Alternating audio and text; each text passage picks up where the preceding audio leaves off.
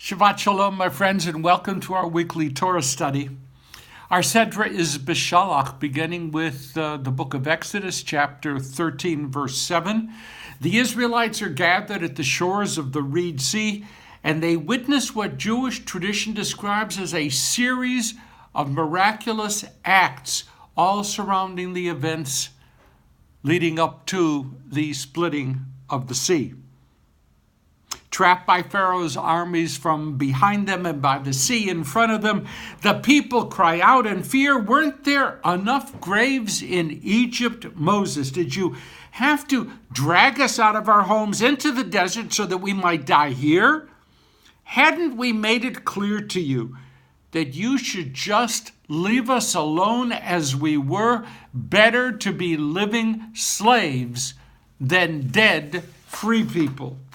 Moses then communicates his dread to God, and God responds rather sharply. "Why do you cry out to me? Tell the Israelites, Bnei Israel, tell them to go forward." But God, of course, didn't just leave things to Moses alone. The angel who had been leading the Israelites out of Egypt went to the rear of the people to separate them between themselves and the Egyptians. And the pillar of cloud, which had also been useful in leading the people, went back and covered the Egyptians in a dread darkness.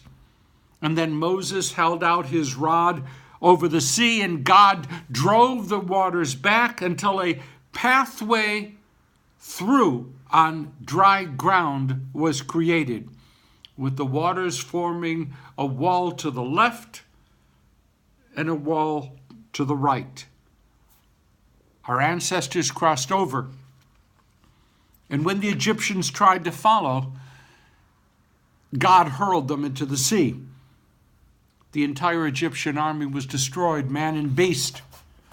It was then, as related in chapter 15 of the book of Exodus, that Moses and all Israel sang a song of triumph and of redemption. And it was then that we read these powerful words. "Then Miriam the prophetess, Aaron's sister, took a timbrel in her hands, and all the women went out after her and danced with timbrels." Those are the ancient tambourines. "And Miriam chanted for them, 'Shiru l'Adonai,' sing unto the Lord, for God has triumphed gloriously." Now, my friends, I don't do this often, but I would urge you to get a good English translation of chapter 15 of the book of Exodus and read it aloud, perhaps using the Reform Movement's Women's Torah Commentary. There are many who believe that this poem is among the very, very oldest texts in the entire Bible. The grammatical forms, the Hebrew vocabulary declare their antiquity. The poetic structure itself helped the text stay alive until it was finally written down. This chapter 15 of the book of Exodus is about as far back as we can go to capture the living essence at the very beginnings of our people. Read it, savor it, feel it. Okay, so now Jewish tradition annually anoints the Shabbat on which this Sedra is read as Shabbat Shira, the Sabbath of Song. And when parts of chapter 15 are read, in fact, the Torah chant is changed so that no one in the congregation can fail to grasp what in fact is going on and the significance of the text. Mi chamocha ba'elim Adonai. Who is like you among all of the gods worshipped by humankind? And the text draws us into so many different directions. One midrash tells us that Malachei Hasharet, the ministering angels, revved up to form a heavenly choir to sing songs of joy. Look at the great stuff that's happening down there, only to discover that God rebukes them. "The work of my hands is drowning in the sea, and you chant songs?" Here emerges a Jewish value from an ancient text that continues to ordain, is certainly part of the Israeli military code of conduct, the IDF code of conduct. War might be necessary, and in war people will die, but never take anyone's death casually, not even the deaths of those who are trying to kill you. Each of us is in the image of God. Each death is to be mourned, no matter what the cause, and no matter how justified.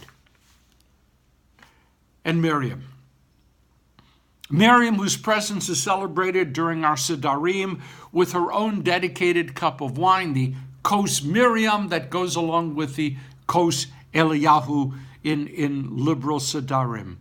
Our text calls her a prophet, and yet nowhere in the Torah is there explicit evidence to substantiate such a title. So, of course, the rabbis filled in the gaps.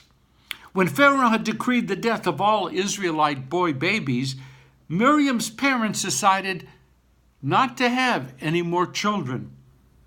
And then Miriam, their daughter, rebuked them by saying, Pharaoh wants to kill all the boys, but you want to kill all of the children, and thus you will kill the people of God. And shortly thereafter, Moses was born. And more. Where did these women get the timbrels, the tambourines?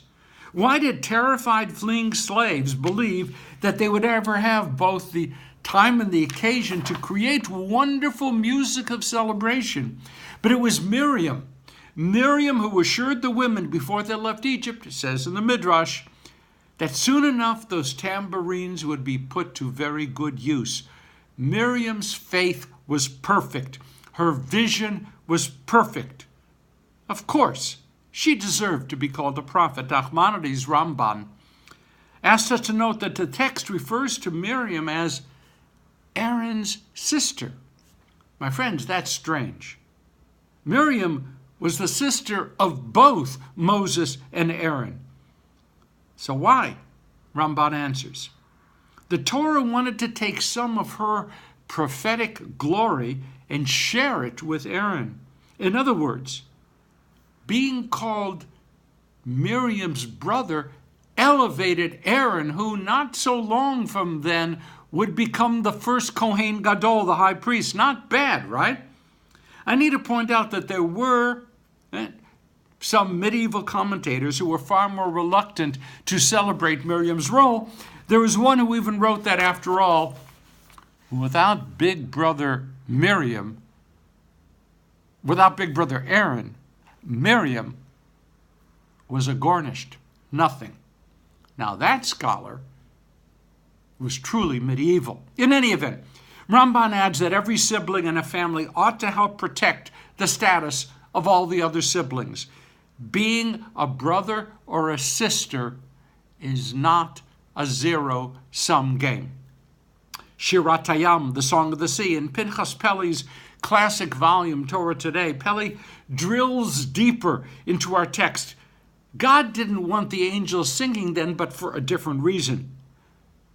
The song didn't belong to them. After all, the angels didn't share in the Israelites' agony. They had not even been slaves.